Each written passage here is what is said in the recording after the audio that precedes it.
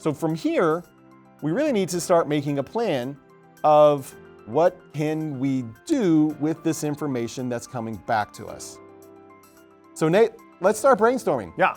What can I do with this information? Probably put it like in a box and yeah. put a bow on it and give it to your mom. That's true, but that's not helpful. No, you were asking for helpful. Well then we should take off the 2 last digits because that's what we want to give to our fader. You got to be more specific. I didn't know you wanted me to be helpful. Thanks, Nate. Thanks for being a friend. Let's actually engage our process of thinking. Our thinking process means that we need to come up with a game plan. And in fact, Nate has given us part of that game plan. One of the things that we need to do is, what did you say, Nate? You said... Put it in a box, give it to your mom. No, not that. You said something helpful. Take those last 2 digits. Take the XX digits and do what with them? Well, that we're gonna give that to the lighting fader so that it's properly representing what the controllers do. Okay. I think you actually combined 2 ideas there. Sweet. One of them is let's take the XX string characters out of the string. And then you actually, I think, also said that you want to then put the XX info into the fader, right? Anything else? Sounds like we got to convert it from a string to a number along the way. That's true, because we had this long conversation about different data types. When should we do the conversion, Nate? In between, right? After we get it, now we got some strings, then we want to convert it to a number, and then we give it away. There we go. So we're going to take the XX string characters out of the string. We're going to convert XX string into XX numbers, and then we are going to put XX numbers into the fader. Anything else you think we need to do? We've seen that our so very polite lighting controller has actually created an extra problem for us. You're saying that if we take the current data that it's sending us and we peel off the last 2 characters, we're going to accidentally send it 03 because that's the port of that message, and we don't want to send that to the fader at all. That's correct. That'd be a problem. That's correct. So actually, the first thing that we need to do is we need to figure out some method of sorting the returns, because we've already seen that sometimes we get a so very polite message, which is wonderful, but we don't care, it's actually in the way. We only want to focus on the LVL at messages, right? Those are the ones that are really useful to us. Those are the ones that we want to try to peel out and do something with. So we need to sort the strings, sort the responses, and only process the good ones, right? That's our plan. We want to sort the responses, process the good ones, and on the good ones, we want to take the XX string characters out of the string. We want to convert the XX string characters into XX numbers, and then we want to assign the XX numbers to the fader, and that would give us real feedback, which would be great. I can't think of anything else we need to do here. I think this actually is a solid plan. I do have a question. Should we go about doing that right here? Oh, you want us to make a function, right? This thing's ugly. We got to separate that. I do want us to make a function for a couple of reasons. One of the reasons, and maybe the primary reason, is that if we start writing code right here, then think about it. We're already like 3 levels of indentations in. We're going to go another 3 levels of indentations in, and then our code not only is going to get long, which makes it hard to read, but it's also going to get wide, which also makes it hard to read.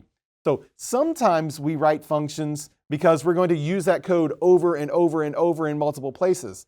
Sometimes we use functions simply as means of breaking out logical chunks of code so that we can simplify our code. Because part of just a rhyme and rhythm to writing code is if I can't see the complete thought on one page, right? If I've got to scroll up and down to see the one complete thought, I probably need to break things down into smaller thoughts. That's part of the move that we're going to make here. So all of these little notes that we just made for our game plan, we're actually going to extract them. We're going to come up here north of our event handler, and we're going to paste them there because we are going to make a function. What do you want to call it, Nate? Let's call it... I'm calling mine, get that number out that data. That's awfully wordy. I'm going to call it func parse level. And what is func parse level going to be parsing? A string.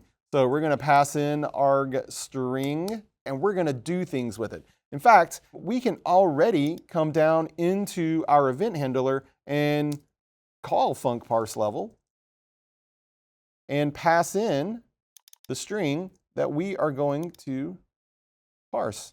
First thing we need to do is sort the responses so that we can find the good ones from the bad ones. Any ideas?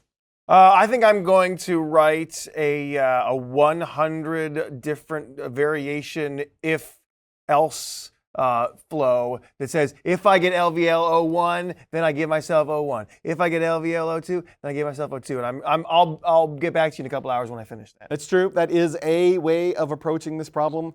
It's a pretty miserable approach. So let's not take that one. Let's not. In fact, I'm going to give you an injection of information. In the string library, there is a handy function called string.find. String.find takes two arguments. It takes a string to look in and a pattern to find. So in our example here, string.find of look in hello world for the pattern WOR makes two returns. It returns 7 and 9.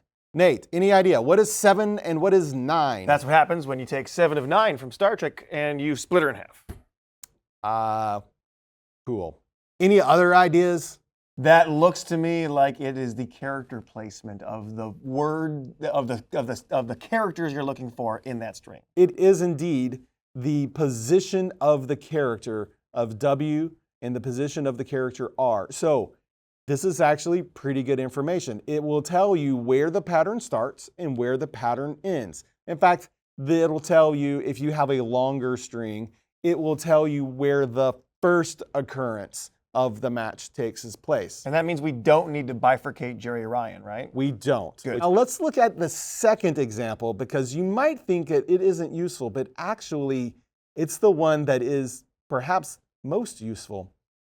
String.find of the string hello world, the pattern WAR.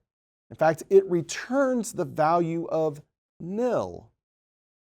My argument to you is that this actually is very useful information because what it's telling me when it says nil is that it doesn't find the pattern. We actually can use that to help us sort our messages. Ideas of how we can use that, Nate? So we know that the good messages are going to have LVL in them, right? Mm-hmm. So if we look for LVL and it returns back to us 1, 3, then we could, then that's a good thing. But even easier than that, we could just say, hey, if it's not nil, if you didn't give me nil, then I know I found it. Is that where I'm going? You are on the right track. So let's write a conditional statement. If string.find, and we are going to look in arg string for what pattern? As Nate suggested, let's look for the ones we want to find, LVL at messages. If the result of that is nil, then that means something. Else, it means something otherwise, which seems obvious, but what does it mean if we found nil? Means it ain't in there. It means it's not in there. Exactly. So we can make a little note to ourselves here. Func parse level did not find the droids it was looking for. Well, we are mixing fandoms now. Oof. It's okay. Otherwise, what does it mean? It means func parse level got good data. And so let's try this out. Hit save and move your fader just a hair. Ooh, okay. So when we restarted the script, it said, welcome to Really Good Lights. And func parse level said, did not find the droids it was looking for. Then when we moved the fader, we got back LVL at 32, and it says func parse level got good data. We are in business. We're ready to move forward. If we are keeping score, we just did number 1 in our game plan, which, by the way, you should still be doing this whole game plan approach. You should be planning out what it is you want to do, right? Sort out the logic before you start trying to tackle syntax. Because part of our battle, if you were really thinking about what we just did, was that we figured out that we needed some method of sorting good messages from irrelevant messages. We didn't know what that syntax was, but we knew what kind of thing we needed. That's sometimes half the battle of figuring out what new syntax is that you don't know. You know what you need it to do, then you can go find the tool that does the thing that you need. That's what we did.